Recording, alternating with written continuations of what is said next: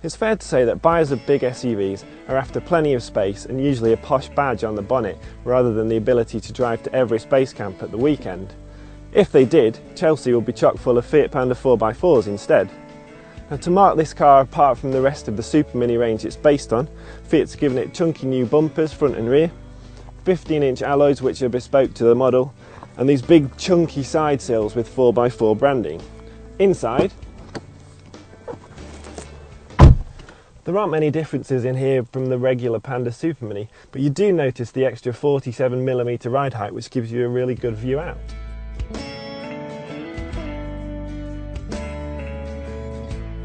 Fiat is still the only car maker that squeezes a 4x4 system into a Super Mini, and this third generation Panda should be the best one yet.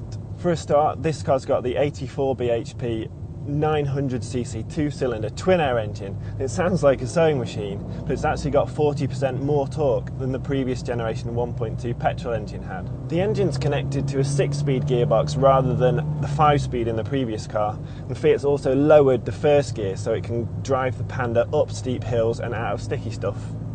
There's also obviously the permanent 4-wheel drive. Most of the time the car's front-wheel drive, but should the traction slip at any end of the car, power is automatically sent in 0.1 milliseconds to the back wheels, giving a 50-50 full-time 4-wheel drive. The extra suspension travel gives a good ride on the road, but makes it possible to get quite far off the beaten track too. There's also a steel underbody protector, so you can clang off rocks without worrying you're doing any long-term damage. The first gear is good for getting you up steep slopes, but it's a shame there isn't a hill descent control to give a little added confidence when driving down again.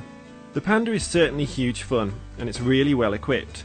For a starting price of around £14,000, you get air conditioning, 15-inch alloys and all the off-roading stuff that makes this Panda unique. And while the price is high, the equipment and the driving experience, both on-road and off-it, certainly are impressive. So despite the arrival of the larger, cheaper Dacia Duster, which will be available in UK showrooms at the same time as the little Fiat, the Panda 4x4 is a species that's not in any threat of extinction just yet.